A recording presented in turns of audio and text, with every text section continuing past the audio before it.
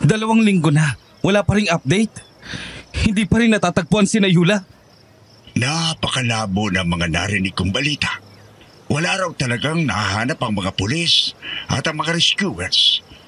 Nga, suko na sila sa paghahanap. Hindi rin naman kasi natin sila masisisi. Mahigit 2 linggo na. Wala pa rin maski palatandaan man lang. Nakausap po ba ulit ng mga pulis yung mga taga-baryo sa paanan ng bundok? Ganoon pa rin ang sinasabi nila. Gaya pa rin ang sinabi nila sa atin nung huling punta natin. Hindi raw nila alam kung saan ang team ni Yula. Hindi ko talaga maintindihan ang statement nilang yan, Tito eh. Paano hindi nila alam? Doon nga tumuloy sa baryo nila ang mga researcher. Kahit naman ako ay kanya din ang iniisip ko, Dexter. Napakalabo ng mga statement nila. Dumating at tumuloy nga sina Yula sa baryo na yon. Umakyat ng bundok kapag umaga hanggang hapon para gawin ang trabaho nila. Tapos bumabalik sa baryo bago gumabi. At nakapagtataka, bigla na lang naglaho ang team. Hindi sila lumabas isang umaga para mag-almusal o lumakad papuntang bundok. Basta naiwan lang ang mga gamit nila sa tinutuluyan nilang kubo. At wala pa ring mahanap ang mga rescuers sa paggalugad nila sa bundok. Wala pa rin talaga eh. Ilang beses na tayong sumama sa kanila pero wala si Yula. Bumabalik din ang mga rescuers at pulis sa bundok kahit wala tayo. Pero wala rin silang natatagpuan. Diyos ko naman. Saan na ba kasi sila nagpunta? Ba't bigla na lang silang naglaho ng ganon? Oo nga pala, Tito. Kailan po kayo babalik doon? Bukas babalik ako. Nakahingi kasi ako ng dagdag na leave sa trabaho ko. Isama niyo po ulit ako, Tito. Ha? Hindi ba may trabaho ka na? Ayos lang po. Wala rin naman kasi kaming malaking project ngayon sa studio. At saka, mapapangasawa ko ang anak niyo. Hindi pwedeng wala akong gawin. Kailangan kong tumulong sa paghahanap kay Yula. Maraming salamat talaga, Dexter. Sige, bukas din ay alis tayo ng mga 3:00 ng madaling araw. Punta ka na lang dito sa bahay. Sige po, Tito. At saka, magpahinga po muna kayo ngayong gabi. Mag-ipon kayo ng lakas. Maraming salamat, Dexter. Ikaw din. Magpahinga ka rin ng maayos. Sana talaga mahanap na namin si Yula. Sana walang nangyaring masama sa kanya. Mahigit 2 linggo na silang nawawala. Alam kong malabo na. Pero sana talaga ayos lang ang mahal ko. Alam mo, ikaw matanda ka. Rinding-rindi na ako sa'yo. Ilang ulit ko bang kailangan sabihin hindi ako maniniwala dyan sa mga kalimonyo ang sinasabi mo? Si Mama? Kaaway na naman si Manang Desa. Ay nako, isa pang problema to. Mga kaaswang, ako nga po pala si DJ Popoy. Bisitahin nyo naman kami sa Aswang Radio. And please subscribe, like, comment, share, and ring the bell button para updated kayo sa aming mga kwento. Huwag kalilimutan, Aswang Radio. 2009 nang mawala ang girlfriend ko.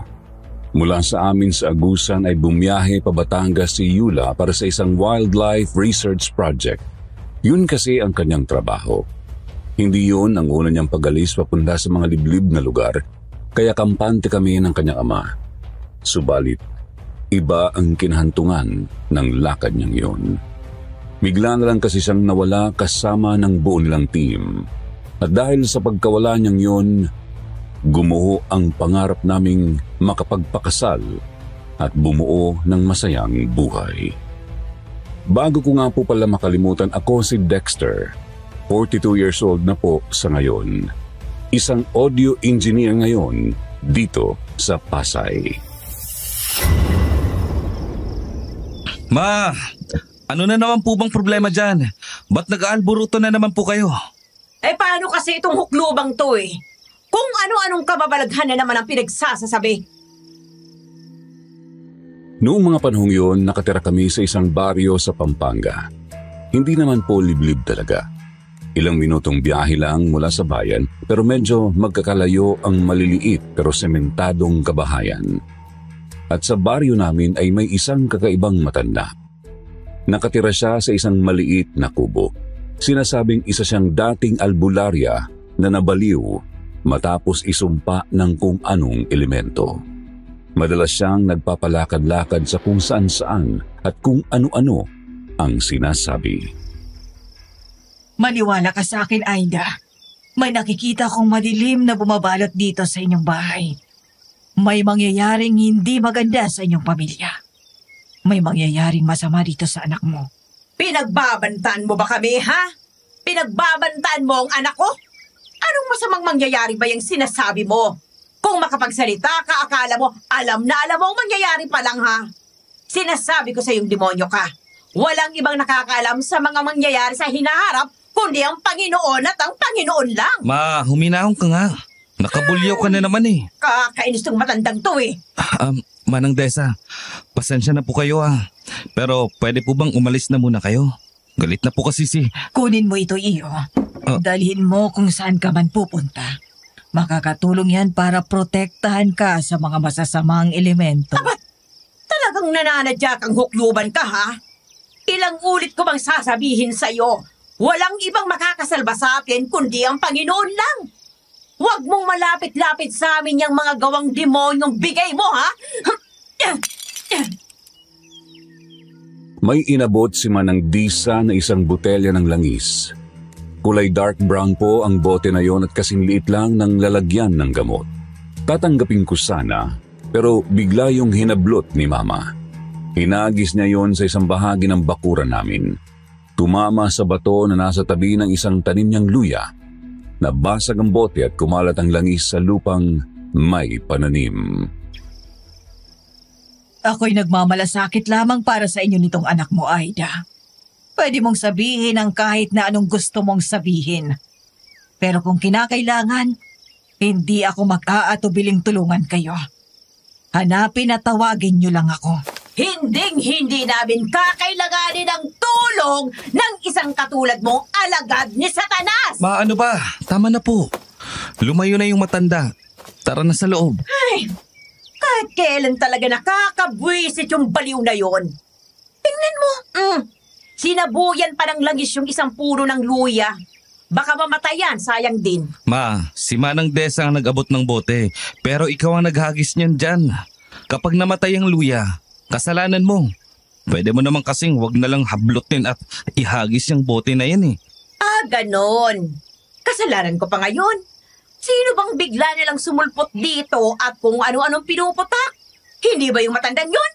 Kung may kasalanan man kung bakit masisira tong hapon natin, walang iba yon kundi ang... Tama na, ano ba? Nakakatuliling na yung boses nyo eh. Ang laki-laki na ng problema ko ngayon, dumadagdag ka pa. Nawawala si Yula at hindi pa siya nahanap. Pwedeng napahamak na siya ron sa kasukalan ng bundok. Tapos dyan lang iniinit ng ulo nyo? Anak, pasensya naman. Bisep.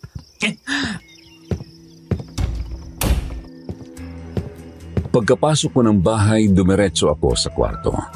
Nagsimula akong maghanda ng mga gamit ko. Tinatawag ako ni Mama pero hindi ako umiimik. Patuloy lang ako sa ginagawa. Pasado 7:00 na nang lumabas ako para kumain. Sinigurado ko muna na kalmado na ako bago humarap ulit kay Mama. Pasensya na po, Ma. Napakagulo lang kasi talaga ng isip ko ngayon. Ako ang dapat humingi ng pasensya sa iyo, Dexter. Ang simpleng problema kay Manang Desa, pinapalaki ko pa. Ayan tuloy, nakagulo pang lalo sa isip mo. Ay, oo nga pala. Kumusta na ro bang paghahanap kay Yula? Ayun na nga po. Hindi pa rin siya nahahanap. Pati yung 4 pa niyang kasamahan. Wala rin. Ginalugad na ng mga rescuers yung bundok at gubat. Kaso wala talaga. Balita ko nga po. Ititigil na yung search and rescue eh. Ano na raw bang balak ni Jerome? Bukas, aalis po kami ni Tito Jerome. Pupunta ulit kami sa Batangas. Mga 3:00 ng madaling araw. Babiyahe kami. Ay, ganun ba?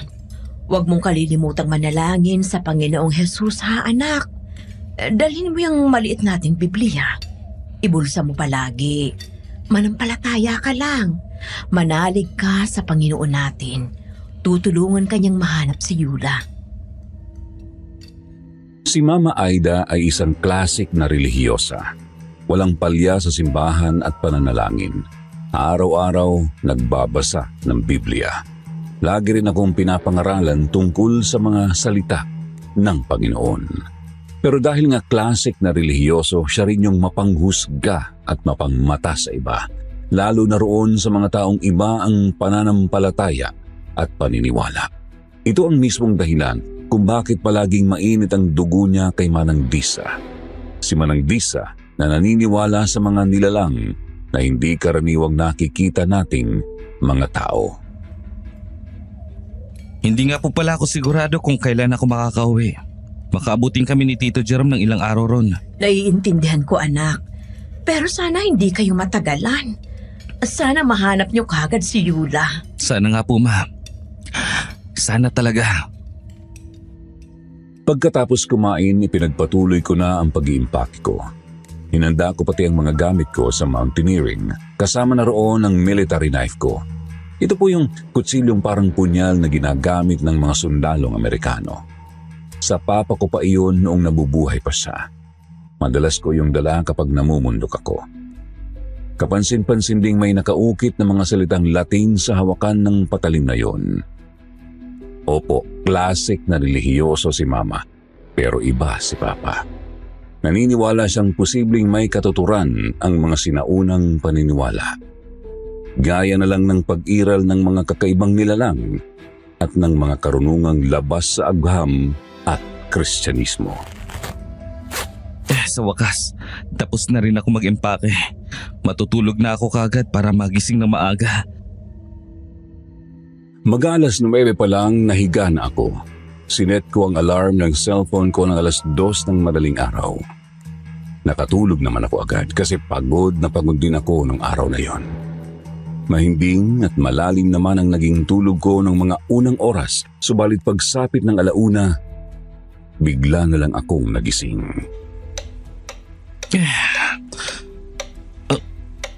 Ano ba to? Bakit bigla na lang akong nagising ng walang dahilan? Kakaalauna pa lang eh. Hindi naman ako binabangungot. At saka bakit parang kinikilabutan ako?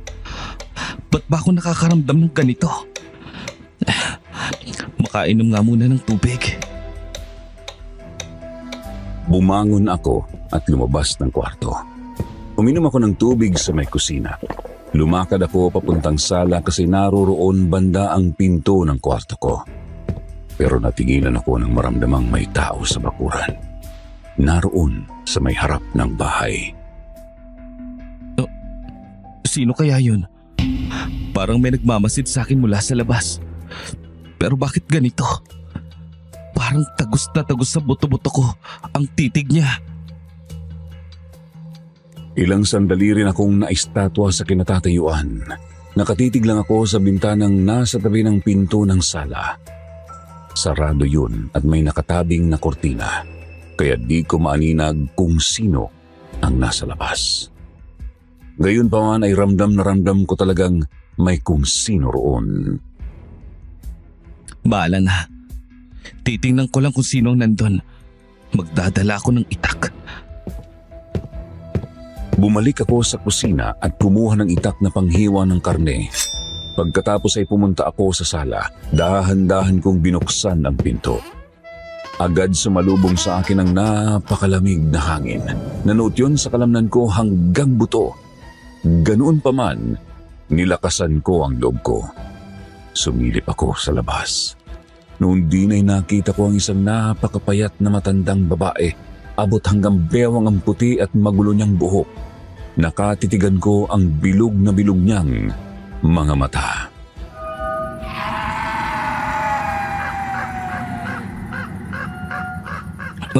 Manang Desa? Kayo lang naman pala eh. Ay, akala ko kung sino na. Ano pong ginagawa niyo rito? Lagpas sa ating gabi na. Pasensya na iyo, pero hindi kasi talaga ako mapalagay para sa kaligtasan ninyo. Lalo na sa iyo. Ano po ba kasing ibig niyong sabihin, Manang? Kahapon niyo pa sinasabi yung tungkol sa kung anong masamang mangyayari sa amin ni Mama eh. May nakikita kasi akong pangkitain. May kadilimang nagbabadya sa tahanan ninyong mag-ina. malalagay ka sa matinding panganib. Anong panganib po ba kasi yan, Manang? Linawin niyo naman po kasi. Para naman makapaghanda ako ng maayos. Kinakabahan akong lalo sa inyo eh. Aalis pa naman ako mamaya. Hindi pa malinaw sa akin ang ibig sabihin ng nakita kong pangitain.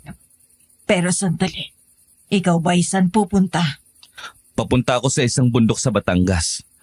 Nawala kasi ang kasintahan ko, Manang. Hindi pa natatagpuan ang buong grupo nila ron. Ay naku, Diyos ko. Kailangan mong maghanda ng maigi iyo. Kailangan mong mag-ingat. Hindi malabong doon mo nga maaharap ang sinasabi kong panganib. Talaga po? Pero nakailang balik na po kami ron ng tatay ng kasintahan ko. Wala namang masamang nangyayari sa amin. Nawala ang nobya mo. Ibig sabihin, may panganib doon. Kung babalik at magpapatuloy kayo sa paghahanap, hindi malabong makaharap ninyo rin ang panganib na yon.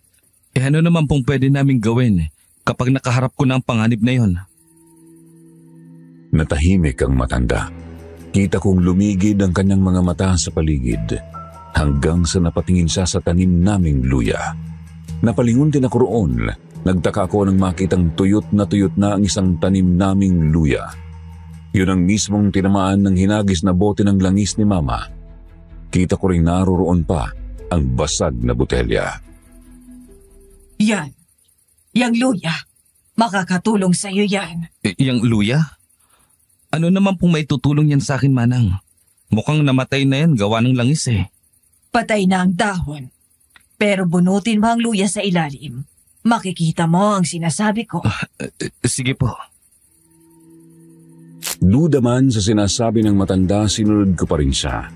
May bahagi pa rin kasi sa kalooban ko na nagsasabing baka may katuturan ng kanyang sinasabi.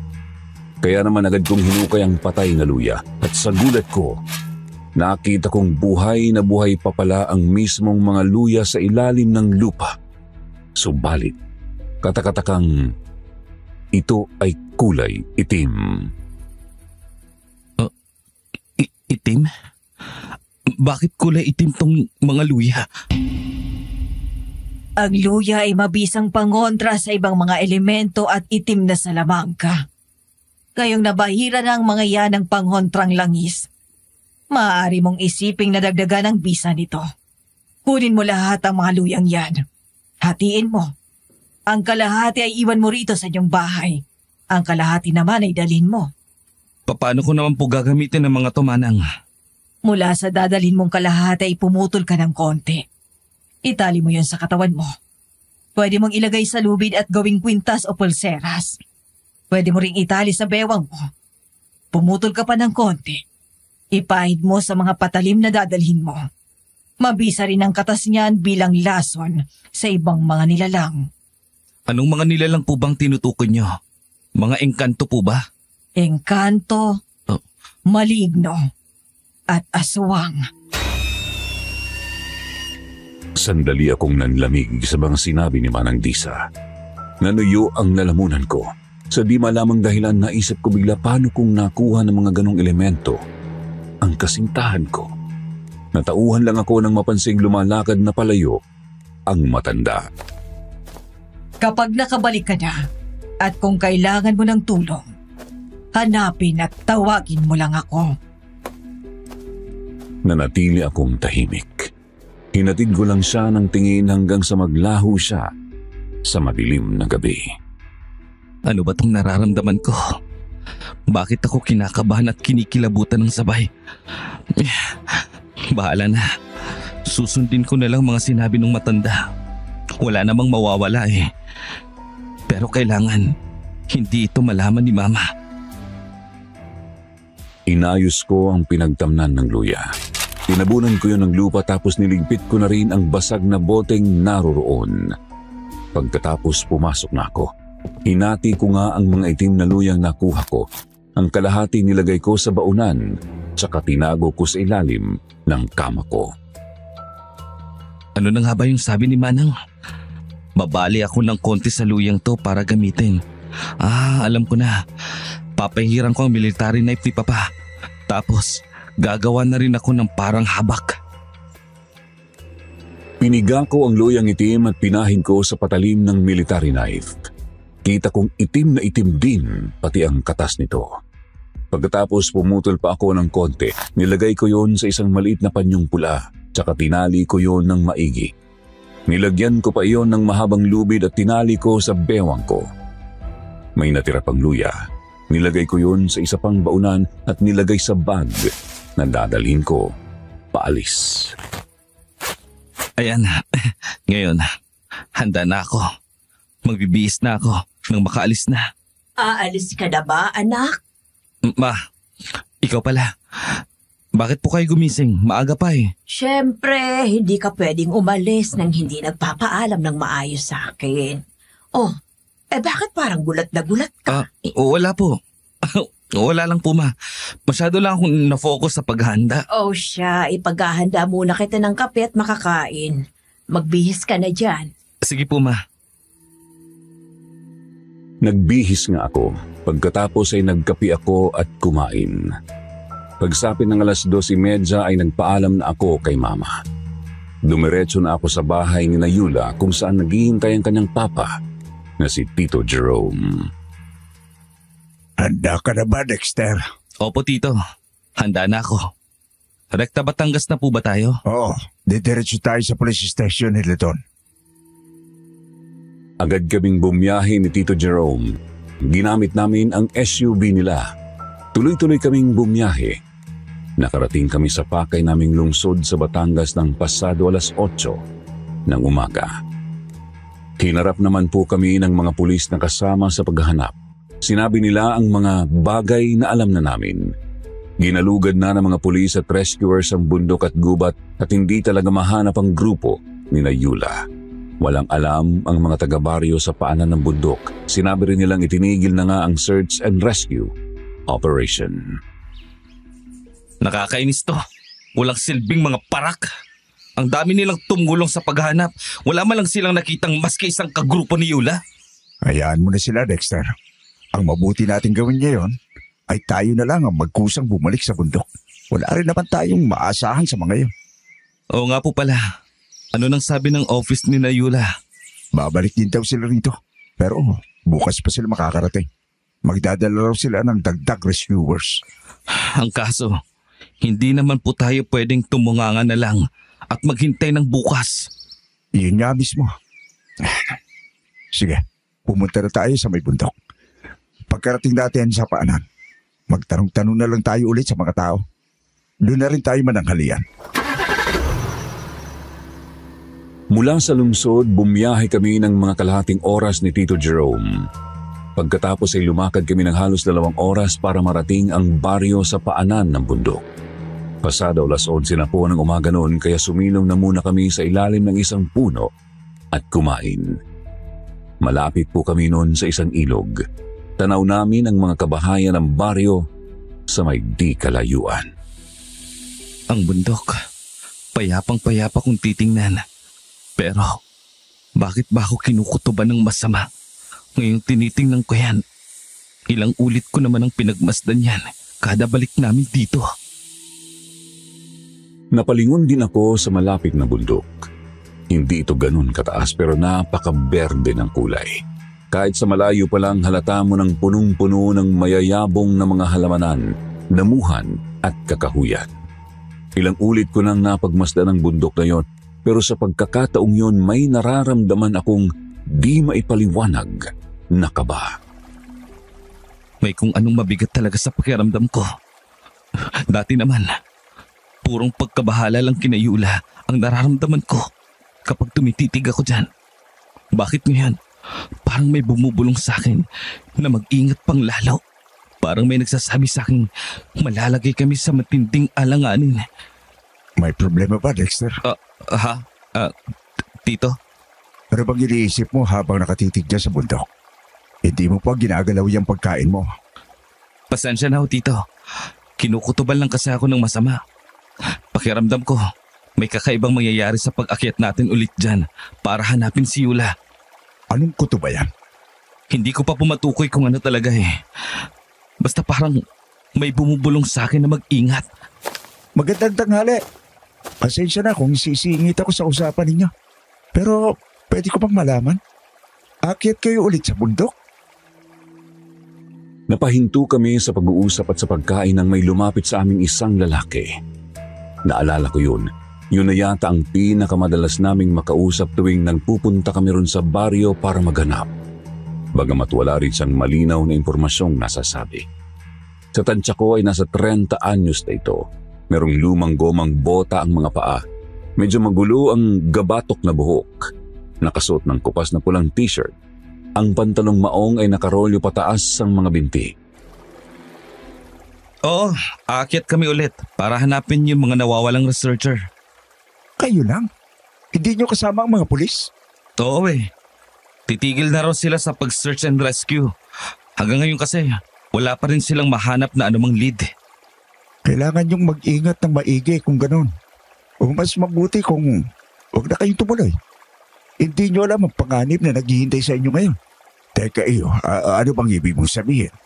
May alam ka ba kung bakit nawawala ang anak ko at ang mga kasama niya? Bakit naman hindi ka nagsalita agad? Hoy! Saan ka pupunta? Sandali lang! Basta mag-iingat kayo! At sana matagpuan ninyo sila ng buhay! Naistatwa kami sa kinauupuan ni Tito Jerome. Hindi manguya ng mga isip namin ang mga sinabi ng kakaibang lalaki. Idagdag pang kakaiba rin ang titig niya sa akin habang nagsasalita. Pakiramdam ko ay bumabao ng tingin niya hanggang sa kaluluwa ko. Gusto pa sana namin siyang kumbinsihin magsalita pero mabilis na siyang nakalayo. Tumitindi ang kaba ko. Ano kaya ang gustong ipahiwatig ng taong yan? Ewan ko po. Napakagulo niyang kausap Magtanong-tanong pa po siguro tayo rito, Tito. Baka sakaling may makuha tayong impormasyon. Pagkatapos mananghalian, agad nga kaming nang tanong-tanong ni Tito Jerome. Lumakad kami sa mga kabahayan. May nakita kaming tindahan doon. Nagtanong kami sa mga nakatambay na mga taga-baryo at kahit sa tindera.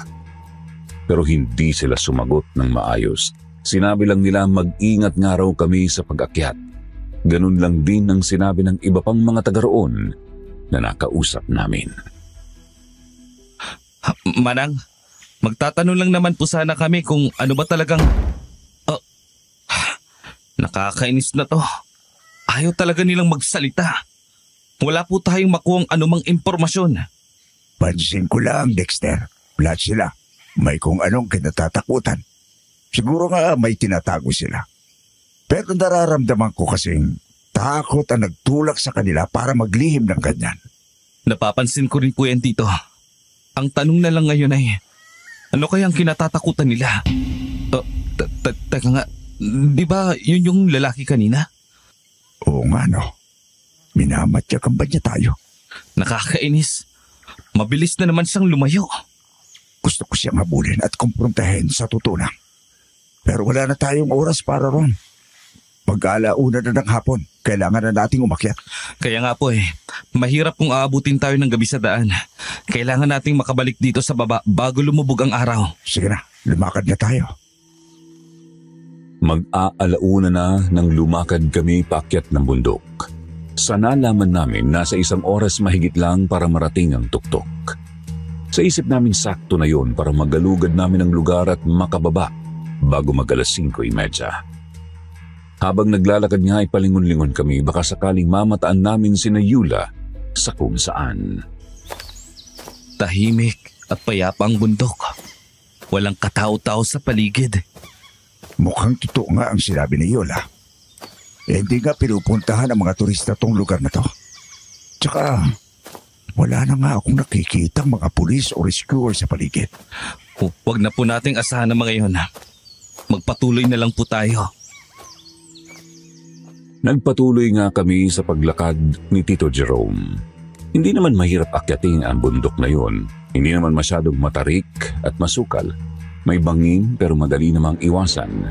Kung may masukal mang bahagi ay may saktong trail naman para malusutan. Sa unang mga minuto maayos naman ang paglalakad namin. Yun nga lang ay wala pa rin kaming makitang anumang palatandaan ng grupo ni Yula.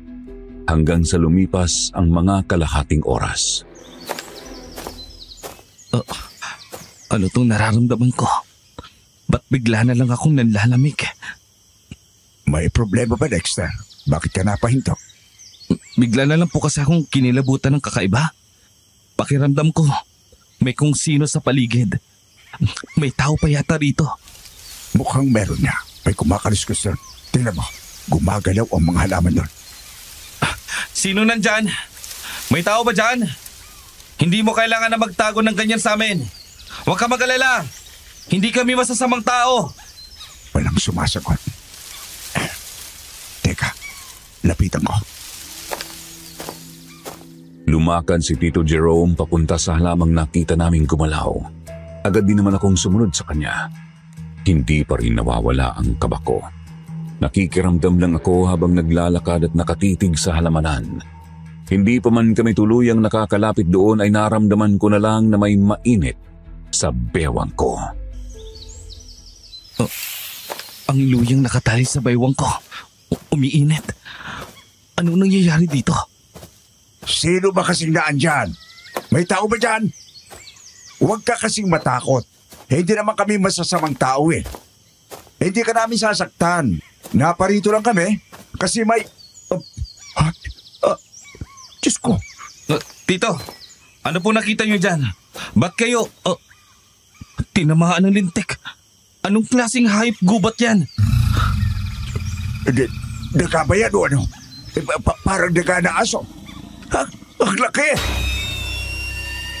Nakita namin sa halamanan ng isang kakaibang hayop gubat. Itim na itim, mas malaki pa po iyon sa isang taong nakadapa. Subalit ang itsura naman ay aso na ang mukha ay parang sa daga. Isang tingin ko lang sa nilalang na yon ay binalot agad ako ng hilakbot. May kung ano kasing bumulong sa kalooban ko na matinding panganib ang dulot ng isang yon. Tito, tumakbo na tayo! Kailangan natin makalayo sa isang yan! Pero baka mas lalo tayong habulin dyan kapag tumakbo tayo. Wala nang oras. Bilisan na natin. Takbo na! Hinila ko si Tito Jerome palayo sa halaman ng yun. Tinakbo namin ang trail paakyat ng bundok. Hindi ako lumilingon pero dinig ko ang mga kaluskos na nakasunod lang sa amin. Dexter, bilisan mo pa. Mahabol na tayo. Opo, Tito. Kainis, anong nilalang ba kasi yan? Huwag mo na kasi isipin kung ano yan. Ang mahalaga, makalayo tayo. Habang tumatakbo, maingat kong kinuhang military knife mula sa backpack ko. Tuloy-tuloy lang kami sa pagtakbo. Hindi na namin alam kung saan na ba kami napunta. Ilang sandali pa ay nakita kaming palikong daan. Doon kami lumusot. Tuloy pa rin sa paghabol sa amin ng asong mukhang daga hanggang sa napahinto kami ng... Hindi! Bangin! Anong gagawin natin? Nagkamali kami ng liko. Sa harap namin ay isang bangin na siguro ay nasa 3 o 4 na palapag din ang taas. Makapal na kakahuyan ang nasa ibaba. Sa gilid naman namin ay isa pang bangin na paangat naman sa bundok. Nasa gilid na tayo ng bangin. Hindi rin natin makyat itong bahaging nasa gilid natin. Hindi na tayo makatakbo pabalik. Mukhang kailangan na po nating harapin yung hayop na yan. Ganun na nga. Maganda ka, Dexter. Binunot ko ang kutsilyo ko mula sa kaluban. Si Tito naman ay naglabas din ng kanyang sariling army knife. Noon din ay nakita kong napaatras ang kakaibang hayop habang nakatitig sa akin. Lalong nanlisik ang mga mata nito at nagngalit ang mga pangil. Naisip kong baka natatakot ito na makakita ng patalim. Subalit kabado pa rin ako dahil baka bigla na lang itong sumugod sa amin at hindi nga po ako nagkamali. Dexter, pasugod na siya sa'yo! Bahala na to. Hindi kami pwedeng mapano dito. Dahil lang sa isang malahalimaw na hayop. Kailangan naming mahanap si Yula! Ah! Tuloy-tuloy na sumugod sa akin ang asong mukhang daga. Wala na akong mapagpipilian. Tumakbo ako pasalubong sa kanya. Nakaumang ang military knife ko. Subalit nang magkakasalubong na kami at uundayan ko na siya ng taga, bigla na lang siyang umilag. Lumihis siya ng takbo. Hahabulin ko pa sana siya ng taga pero mabilis na siyang nakalundag papunta kay Tito Jerome. Tito! Ingat kayo! Ilang! Lumayan mo kung may halimaw ka! Yan! Yan!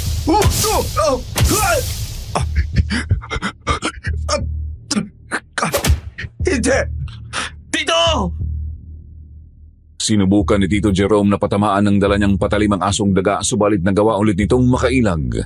Tuloy-tuloy akong tumakbo pabalik para saklolohan si Tito. Sinugod at nakalmot ng asong daga si Tito sa dibdib. Napaatras si Tito at napaupo sa lupa. Hindi niya namalayang ilang pulgada na lang ang layo niya mula sa bangin. Lalo kong binilisan ng takbo ko. Tito! Kumapit ka! Hindi! Mahulog ako!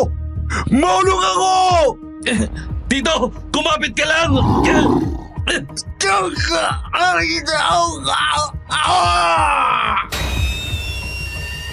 Nagawang makakapit ni Tito sa mga damo, subalit muli siyang kinalmot ng asong daga. Nakabitiw si Tito Jerome at nahulog na nga siya sa bangin. Ako naman ay hindi ko napigil ang pagkusa ng katawan ko. Lumundag ako para subukin siyang abutin. Subalit hindi ko nagawang tansyahin ng maayos ang bigla ang kilos ko, kaya maging ako ay dumausdos na rin pababa. Aray, ang sakit ng braso ko. Ano ba kasing klaseng hayop yun? Pagkabagsak ko ay naitukod ko ang braso ko, kaya yun ay medyo sumakit. Mabuti na lang at madamo naman ang napagbagsakan ko, kaya di gaanong nasaktan ang katawan ko. Nasa likod ko pa rin ang backpack ko, bagamat di na ako sigurado kung kumusta ang mga laman nito. Nakita ko ang military knife ni Papa sa may di kalayuan. Pinulot ko yun at binalik sa bag ko. Tumingala ako sa bangin. Malayo-layo rin talagang nahulugan namin. Mahihirapan kaming makabalik sa taas. Mukhang kailangan naming humanap ng ibang daan pabalik sa baryo. Teka, si Tito Jerome, nasa na ba yan? Tito? Tito Jerome? Naririnig niyo po ba ako? Dexter! Nandito ako! Ayun siya. Napalingon ako nang sumagot si Tito Jerome. Agad naman akong tumakbo palapit sa kanya. Doon siya bumagsak sa madamo pa ring bahagi.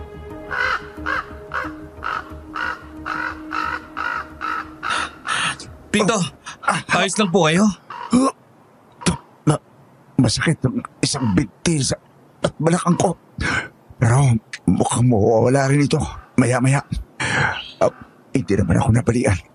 Ang problema ko lang itong kalmot sa dibdib ko. At isang braso ko. Mahapdi kasi. Gamutin ko na po. May first aid naman po akong dala. Tapos magpahinga muna tayo rito. Tsaka na tayo humanap ng daan paalis kapag kaya nyo nang lumakad.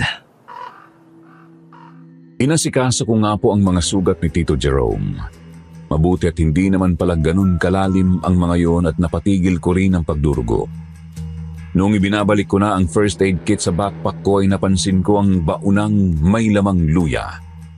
Naalala ko ang katakatakang pag-init ng itim na luya sa bewang ko nang nakaharap namin ang asong mukhang daga. Naalala ko rin ang naging usapan namin ni Manang Disa bago ako umalis. Sabi ni Manang Desa, magagamit ko tong luya kapag nasa panganib ako. Sabi rin niya, malaking daga ang banta sa buhay namin ni Mama. Tapos kanina, uminit tong luya sa bewang ko habang kaharap ang isang nilalang na mukhang daga. Kung ganun, mukhang totoo nga ang mga sinasabi ni Manang. Anong meron sa baunang iyan? Luya po, Tito Jerome. Luyang itim. Luyang itim? Patiin niya ako. Tsaka ano pang meron sa luyang yan? Binuksan ko nga ang baunan at pinakita ko kay Tito Jerome ang luyang itim. Sinalaysay ko rin sa kanya kung paano ko nakuha ang luyang yun. Sinabi ko pati ang naging usapan namin ni Manang Disa at ang kakaibang mga napansin ko nang may makaengkwentro kaming itim na hayop. Ingatan mo yung luyang yan, Dexter. Naniniwala po ba kayo sa mga sinabi ni Manang Desa? Sa totoo lang, hindi ako mapaniwalaan sa mga ganyang bagay. Pero may tiwala ako sa iyo. Kung ikaw mismo ay nakapansin ng mga kakaibang bagay, hindi ko yung pwedeng basta lang isang tabi. Hindi rin kasi pwedeng sabihin nagkataon lang ang lahat ng ito eh. Naisip ko tuloy ang mga kwento-kwentong narinig ko tungkol sa mga ganyang dilalang. Kwento-kwento? Oo, Mga kwentong bayan tungkol sa mga engkanto at aswang. Naisip kong baka aswang yung aso sa itaas. Yung asong mukhang daga. Aswang ang hayop na yon. Lumalabas na ganun na. Kanino ko pa naiisip kung anong uri na hayop na yon. Pero wala talagang rumeristo sa utak ko. May nabanggit mo, mga bagay na yan. Naisip ko ng baka aswang yun. Ang kinakatakot ko lang, baka yun ang may kasalanan kung bakit nawala sina Yola. Natigilan ako sa posibilidad na nabanggit ni Tito Jerome. Hindi nga naman malabong ang aswang ang kumuha kina Yula. Maaring yun ang dahilan kung bakit hindi sila mahanap ng mga pulis at rescuers. Pwede rin yun ang dahilan kung bakit kami sinugod ng aso na mukhang daga. Kinakabahan po akong lalo, Tito. Sana lang talaga mali ang nasa isip niyo. Sana hindi aswang ang kumuha kina Yula. Hindi natin malalaman yan hanggat hindi natin sila nahanap. Sige na, lumakad na tayo. Galugarin natin ang bahagi ito ng gubat. Baka sakaling may mahanap tayong makakatulong sa pakay natin. Ayos na po ba ang binti niyo? Ayos na ko. Sige na. Huwag na tayong magsayang ng oras. Subukan natin galugarin itong gilid ng bangin. Mag-aalas 3 na po ng hapon noon. Lumakad nga kami at ginalugad namin ang pinagbagsakan naming lugar. Noong una ay wala kaming makita kundi purong makakapal na damo at malalaking puno. May ilang mga hayop gubat, ahas at ibon din. Gayunpaman, hindi kami sumuko. Nagpatuloy kami sa paglalakad-lakad. Dexter, may ilog dun sa unan. Siguradong yan din ang ilog na dumadaling malapit sa baryo. Ibig sabihin, pwede po tayong makabalik sa sibilisasyon kapag sinundan natin yan. Ganun na nga. Tandaan natin ang bahagi ito. Dito tayo lulusot kapag kailangan. Nagpatuloy kami ni Tito Jerome sa paggalugad sa gubat. Sinundan nga namin ang mukha ng bangin. Ganun pa rin, wala pa rin kaming makitang kakaiba hanggang sa sumapit ang pasado alas 4 ng hapon. Teka, Tito. Tingnan niyo po ron. May kuweba. Kuweba? Saan ba? Doon po, sa ibaba ng bangin. Yung nasa likod ng punong talisay. Wala naman akong nakikitang puno dyan sa tinuturo mo eh. Puro damo lang at isang malaking bato. Nagtaka ako sa sinabi ni Tito Jerome. Sigurado naman kasi ako sa nakikita ko. May isang puno ng talisay malapit sa paanan ng bangin. Sa likod ng puno ay may isang yungib. Ang kaso di talaga yon makita ni Tito kahit ano ang gawin niya. Hanggang sa naramdaman ko na namang bahagyang uminit ang luyang nakatali sa bewang ko. Doon may naisip ako. Sandali lang po, Tito. May gagawin ako. Ano bang kinukuha mo dyan sa bag mo? Hindi ko alam kung anong nangyayari. Pero mukhang pinaglalaroan tayo ng kung ano. Ilagay niyo sa katawan niyo, Tito. Dapat madadampi sa balat niyo. Pwedeng kwintas, pulseras o itali niyo sa bewang niyo. Aka na. Teka sandali. Kwintas ko na lang. Kapag may nagbago sa nakikita niyo, ibig sabihin, pinaglalaroan nga po tayo. Ayos na to. Naisot ko. Diyos ko. Totoo nga. Nakikita ko na yung sinasabi mong kuweba. Kung ganon, may kung ano nga sa yungib na yon. Mukha itong sinasabi mong umiinit ang luya, Dexter. Nararamdaman ko rin. Kasing init ng batong nasikatan ng araw. Palagay ko, may katuturan niya ang mga sinabi sa iyo nung matandang dating albularya. Papasok na po ba tayo sa kuwebang yan? Maganda muna tayo. Pahingi pa ako ng konting luya. Ipapahid ko sa kutsilong dala ko. Tapos, magbulsa rin tayo ng luyang yan. Baka sakaling maggamit natin bilang pansaboy sa kung anumang halimaw. Gamit ang luyang itim ay agad kaming naghanda ni Tito Jerome. Pinahiran nga niya ng katas noon ang dala niyang patalim. Maski ang military knife ni Papa ay nilagyan ko rin ulit. Pagkatapos ay hiniwa-hiwa namin sa maliliit at maninipis na mga piraso ang natitirang luya.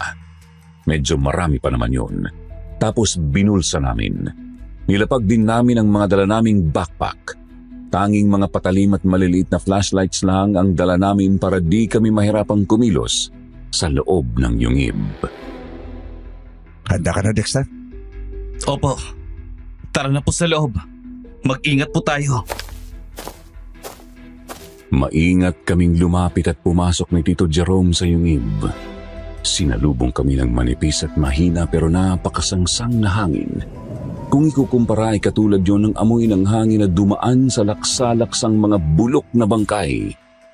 Wala nang paglagyan ng kaba, kilabot at pagkabahala ko.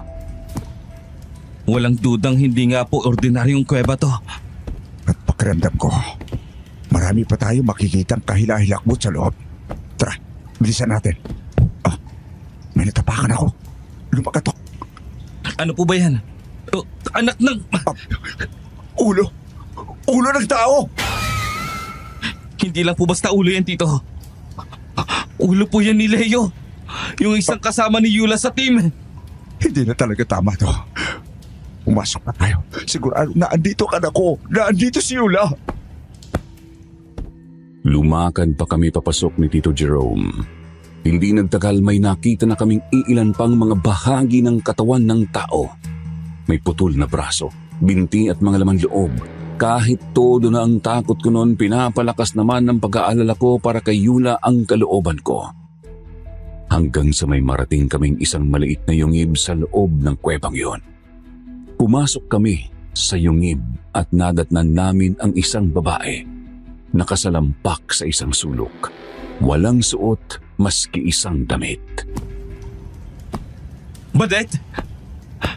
Badet, ikaw ba talaga yan? Tulong! Tulong! Saklolo, ilabas niyo ako rito pakiusap! Tulong! Iya, ano bang nangyari sa'yo rito? Nasa na ibang mga kasama mo? Si Yula, nasa na anak ko? Halimaw! May mga halimaw po rito. Pinatay at kinain nila yung mga lalaki. Ang mga babae naman, minabay nila kami. Paulit-ulit. Paulit-ulit. Mga hayop sila. Mga demonyo. Mga walang hiya. Humanda sa akin ang mga yon. Kapag nakita ko sila, papatayin ko sila. Tulungan niyo ako. Ayoko na rito. Itakas niyo ako rito, pakiusap. Huwag kang mag-alala, Iya. Itatakas namin kayo rito. Pero, nasaan mo na ang anak kong si Yula? Sabihin mo sa akin. Nasaan si Yula? Itatakas din namin siya rito. Ilalabas namin kayo. Nasa kabila. Nasa kabilang yungib. Siyang pinakaginamit ng mga demonyo. Pupuntahan ko si Yula. Hindi na ako nagsayang ng oras. Agad ay tumakbo ako palabas ng yungib na kinaroroonan ni Badet. Dinig ko ring tumakbo sunod sa akin si Tito Jerome. Tuloy-tuloy akong tumakbo hanggang sa may marating kami isang yungib sa bandang dulo ng kuweba. Yula! Yula! Diyos ko, anong ginawa nila sa'yo? Yula, mahal ko! Yula! Diyos ko! Si Yula ka! Buhay pa po si Yula dito, pero tulula siya. Mukhang hindi niya tayo nakikilala. Kailangan nating magbadali. Kailangan natin siyang ilabas kaagad dito. Ako na bubuas sa anak ko. Yung babae sa kabila, alalayan mo. Bilisan natin. Sige po, Tito. Binuhat nga po ni Tito Jerome si Yula.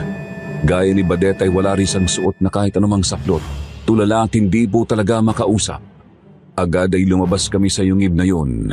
Nauna ako sa pagtakbo, nakasunod lang sila sa akin. Didiretso na sana ako sa kinaroroonan ni Badet subalit napahinto ako nang may makita sa bungad noon. Mga pangahas! Ang lagas ng loob yung pasukin ng lungga namin!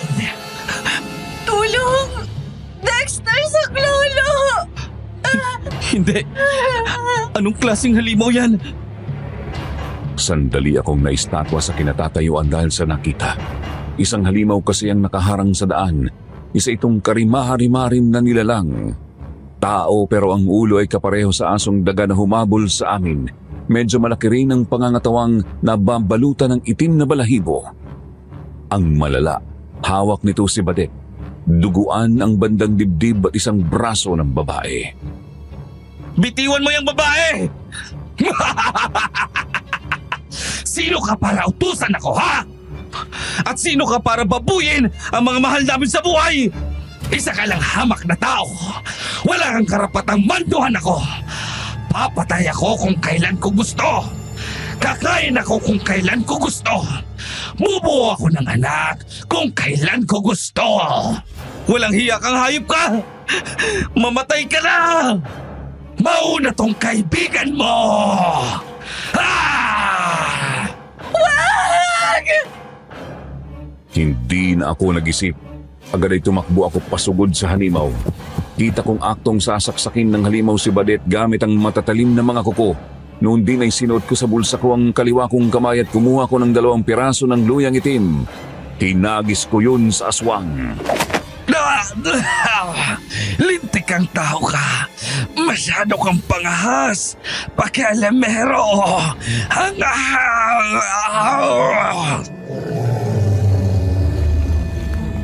Sa galit sa akin ng halimaw ay binitiwan niya si Badet at agad siyang sumugod para salubugin ako. Nakaumang ang patalim ko at ang mga kuko ng aswang. Alam kong mas malakas siya ng di hamak sa akin, pero malakas ang loob ko dahil sa itim na luyang sinabayan ng panalangin. Magkakasalubong na sana kami ng may isang kutsilyong hinagis mula sa likod ko. Tumama iyon sa binti ng halimaw kaya siya nadapa. Mga bisit kayo! Tito Jerome! Huwag ka nang tumugaga dyan. Hunaan mo na! Sa hudyat ni Tito Jerome, agad kong inundayan ng taga ang halimaw. Natamaan ko siya sa may balikat. Hindi pa ako nakontento, pinagtataga at pinagsasaksak ko pa siya hanggang sa makita kong tuluyan na siyang nanghina. Noon din ay unti-unting nagbago ang kanyang anyo. Mula sa pagiging isang halimaw, unti-unti siyang naging tao. Isang matandang kalbo na ang tuktok ng ulo at puti ang natitirang buhok sa gilid. Mga hangal kayo, hindi niyo ako mapapatay ng ganun na lang. Hindi! Pinahirapan mo ang kasintahan ko. Binaboy mo. Isa kang demonyo. Ngayon, narito ang ganti namin. Ah! Hindi!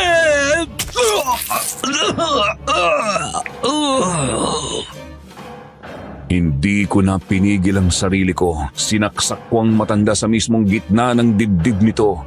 Kita kong pilit pa itong pumapalag sa kamatayan, subalit hindi nagtagal ay tuluyan na rin itong huminto sa paggalaw. Dexter, ayos ka lang. Hindi ka ba nasaktan? Ayos lang po ako, Tito. Sandali lang. Aalalayan ko si Badet. Badet, halika na. Umalis na tayo dito. Kailangan na nating makauwi.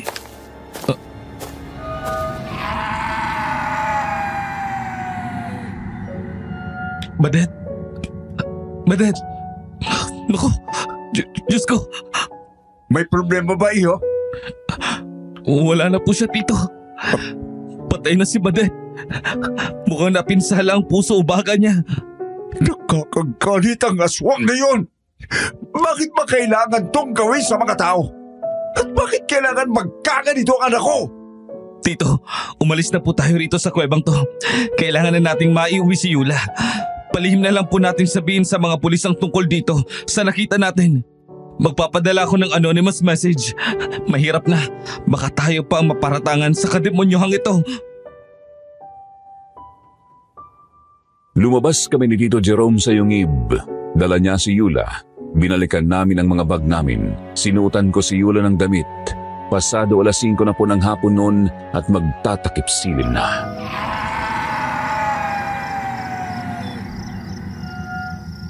Huwag tayong mag-iwan ng kahit ano rito, Dexter. Baybayin na lang natin ang gilid ng ilog hanggang sa makabalik tayo malapit sa baryo. Dumiretso tayo sa sakyan at umalis na rito sa sinumpang lugar na to. Diretso po siguro natin sa ospital si Yula, Tito, para matignan siya kaagad ng doktor. Iyo, kapag ba pumunta tayo sa inyo, makakausap natin yung sinasabi mong dating albularya? Opo, Tito. Nandun lang naman po yun sa baryo namin. Hindi siya mahirap hanapin. Kung gano'n, dumiretso na tayo sa inyo. Hindi ko alam. Pero parang gusto ko siyang unang tanungin. Kay Yula, pakiramdam ko malaki ang may tutulong niya sa atin. Mukhang tama kayo. Yan nga po ang mas tamang gawin natin. Teka, Dexter. Tumingin ka ron. Sa may tawid ilog. Ha? Ano po bang meron? Siya na naman? Ano ba kasing kailangan sa atin ng lalaking yan? Hindi ko alam. Sumamang lalo ang pakiramdam ko. Halika na, lumakad na tayo. Binitbit nga ni Tito Jerome si Yula. Ako naman ang nagdala sa mga bag namin. Lumakad kami. Sinundan namin ang ilog at habang papalayo kami, kita kong nakatitig talaga sa amin ang kakaibang lalaki. Partikular na sa akin. Sinusundan niya kami ng tingin hanggang sa tuluyan na kaming makalayo. Hindi ko na po siya makita. Nakalayo na po yata siya ng gusto. Huwag pa siya masyadong isipin at bigyan ng pansin iyo. Unahin natin na makalis dito. Kailangan na natin makauwi agad. Nagpatuloy pa kami ni Tito Jerome sa paglalakad hanggang sa makalabas na nga kami ng gubat. Narating namin ang baryong nasa paanan ng bundok. Subalit tuluyan na pong kumagat ang gabi noon. Madilim na sa paligid. Napakatahimik na rin ng baryo. Wala maski isang tao sa labas ng kanilang mga bahay. Gayunpaman, ramdam pa rin naming may nagmamasid sa amin kaya naman tumuloy na kami sa sasakyan. Nakakabaliw tong lugar na to. May mga aswang at hindi mo maintindihan mga tao. Kaya kailangan na po talaga nating makaalis. Ako na po ang magmamaneho hanggang sa makarating tayo. Kaya mo ba? Wala pang masakit sa katawan mo? Kaya ko pa naman po. Magsasabi na lang po ako kapag kailangan nyo na akong palitan. Pinaandar at pinatakbo ko ang SUV ni na Tito Jerome. Bago pa man kami tuluyang makalayo sa baryo ay natamaan ng ilaw ng sasakyan ng kakaibang binata. Hinahatid kami nito ng tingin. Hindi ko na lang siya gaanong pinansin. Patuloy kong pinatakbo ang SUV hanggang sa makalayo na kami sa baryo. Pasado 6:00 na nang bumiyahe kami mula Batangas. Huminto lang kami noong mag-aalas 8 na para bumili ng makakain. Tapos balik na naman sa biyahe. Nakarating kami sa baryo namin ng 11:00 ng gabi. Manang Desa, nandito po pala kayo. Kanina ko pa pinapalayas tong huklubang to. Ayaw talagang umalis. Paulit-ulit ang sinasabi. Hihintayin ka raw. Ano ba kasing kailangan nito sa'yo, ha, Dexter? Kasama mo ba siya, iyo? Opo, Manang. Andyan po siya sa kanyang tatay sa loob ng kotse. Tamang-tama po. Gusto po namin siyang ipatingin sa inyo. Teka, Dexter. Ano bang sinasabi mo? Sino bang ipatitingin mo dito sa baliw na matandang to? Ma! Manahimik ka muna, pwede? Kung ano man makikita mo ngayon, huwag ka munang destorbo. Pakiusap lang. Tinulungan ko si Tito Jerome na ibaba si Yula sa sasakyan. Kita kong nanlaki ang mga mata ni Mama Aida. Nabakasan ko siya ng pagtataka at pangamba. Si Manang Disa naman ay napailing. Ipasok niyo na siya sa bahay. Bilisan niyo. Ano ba kasing nangyayari? Ba't nagkaganyan si Yula? Ipapaliwanag ko sa inyong lahat mamaya, Ma. Sa ngayon, huwag ka na munang mangialam.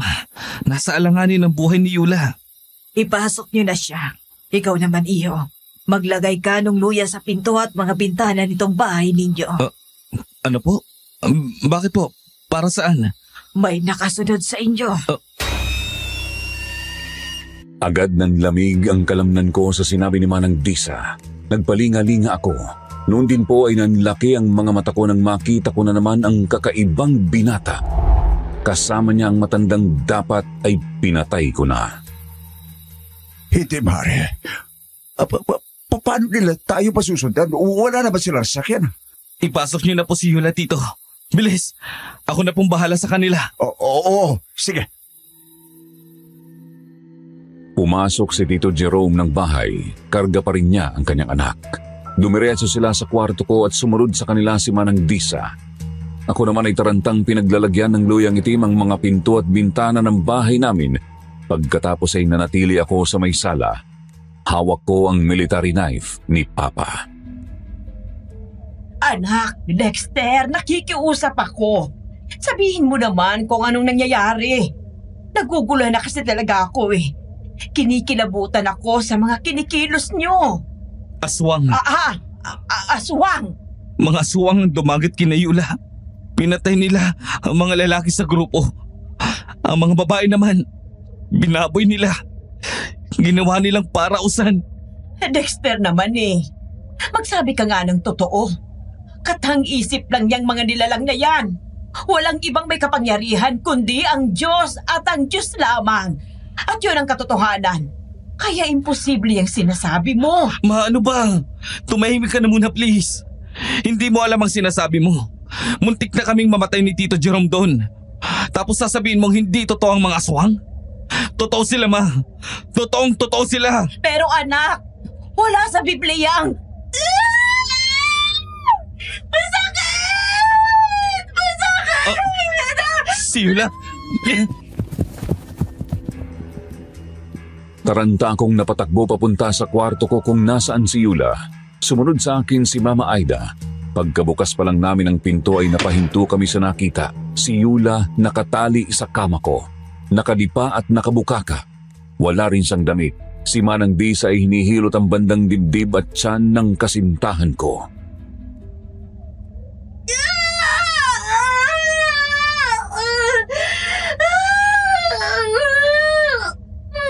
Anong ginagawa mo kay Yula? Ma, wag ka muna kasing magulo. Paano hindi ako magiging magulo? Kung anong kabaliwan ang ginagawa ng matandang yan sa kasintahan mo? Ikaw naman, Jerome. Ba't mo pinapayagan na gawin yan sa anak mo? Manood kang maigi, Aida. Pagmasdan mo ang tiyan ni Yula. Sa sinabi ni Tito ay agad akong napatitig sa tiyan ng kasintahan ko. Noon din po ay nanlaki ang mga mata ko nang mapansing may kung anong gumagalaw mula sa loob. Maliit na bagay lang po yun pero kapansin-pansing malakas ang pagkilos. Tama na! Ayoko na! Napakasakit! Anong meron sa tiyan ni Yula? Bakit may gumagalaw dyan? Nabuntis ng aswang itong dalaga. Kailangan kong kunin ang namuong binhi sa loob ng kanyang sinapupunan bago pa ito maging sanggol. Nababaliw ka na ba? Isang malaking kasalanan sa mata ng Panginoon ang pagpapalaglag ng... May kumakatok. Huwag niyong papansinin at huwag niyong pagbubuksan. Sila yan. Sumasakit. Talagang ayaw nilang tumigil. Nagpatuloy sa ginagawa kay Yula si Manang Disa. Tuloy lang din sa pagkatok ang mga tao sa labas. Habang lumilipas ang mga sandali ay kapansin-pansing lalong nahihirapan ang mahal ko. Ayoko na. Tama na. Hindi ko na kaya. Saklolo. Masakit. Sobrang sakit. Dexter, tulungan mo ako. Dexter. Aray. Yula, mahal ko. Magpakatatag ka lang. Kaya mo yan. Hindi maganda to. Nauubos na ang lakas ko.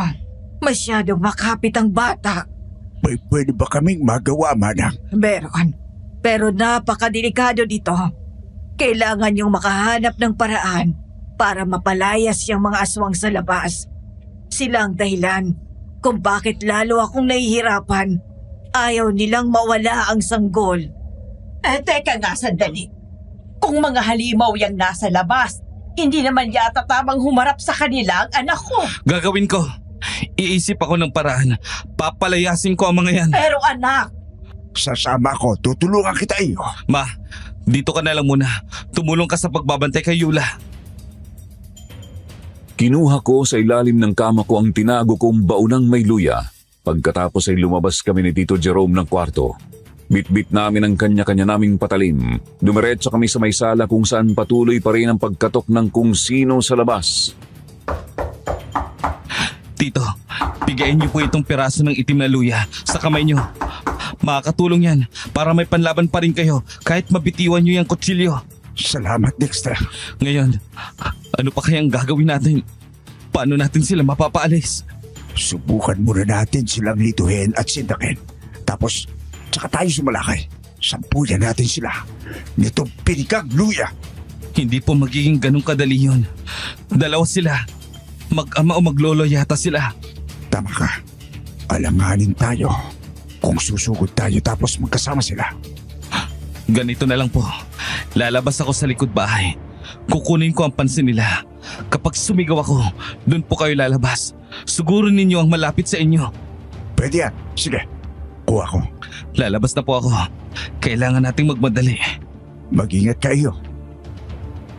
Pumunta nga ako sa pinto ng kusina at agad na lumabas. Noon din ay dahan-dahan akong lumakad papunta sa may gilid ng bahay. Tama nga nakita ko kanina. Sila nga talaga yan. Yung aswang na matanda at yung kakaibang binata. Malamang aswang din ang isang yan. Ngayon, susugod ako. Kinikilabutan pa rin ako. Pero kailangan kong lakasan ang loob ko. Bahala na to. Bumulot ako ng bato. Pinahiran ko yon ng katas ng luya. Sandali akong bumulong ng panalangin tapos hinagis ko yon sa mga lalaki. Kita kong tinamaan ng binata sa may balikat.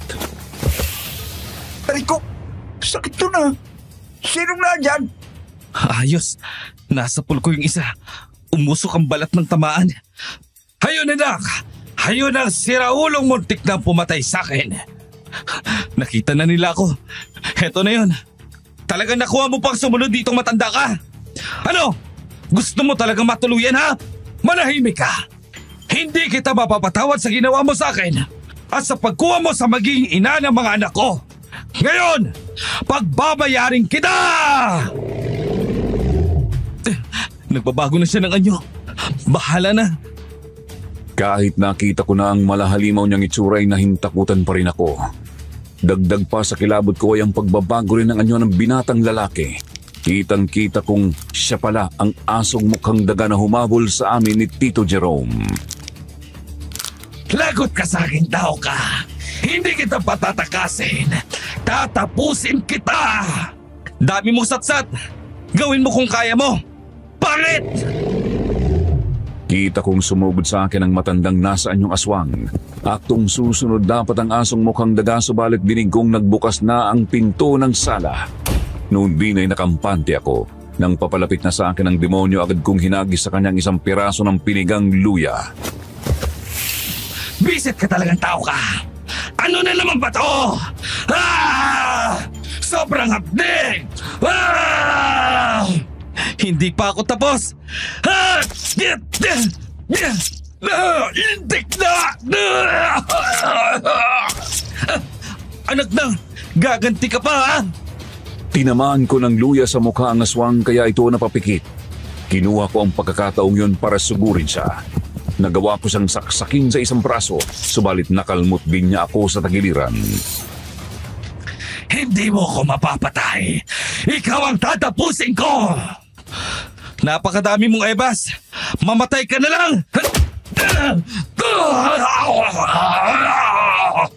Pinagsusuntok ko ang halimaw gamit ang kamaong may katas ng luya.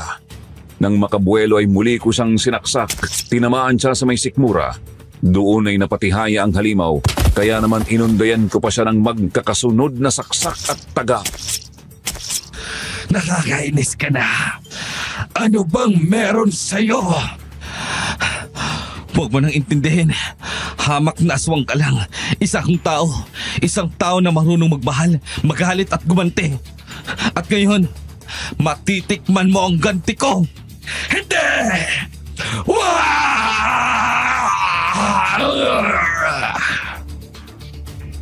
Inundayan ko ng taga ang kanyang leeg hanggang sa tuluyan itong naputol. Noon ay nasigurado ko nang wala na ang matandang aswang. Agad ay tumakbo naman ako palapit kay Tito Jerome na nagawa na ring patayin ng binatang naging asong daga. Tito! Nagawa natin! Natalo natin ng mga halimaw! Wala nang oras para magsaya. Balikan na natin si Yola. Dali-dali kaming pumasok ng bahay. Pabalik sa kwarto ko. Doon ay nadatnan naming tahimik nang nakahiga si Yula. Nakapikit ang kanyang mga mata. Danak ang dugo mula sa kanyang maselang bahagi papunta sa kobrekama. Dugo na kulay pula, ngunit may kahalong itim. Manang, kumusta ka na ako? Bakit hindi siya gumagalaw? Patawarin mo ko. Nabigo ako.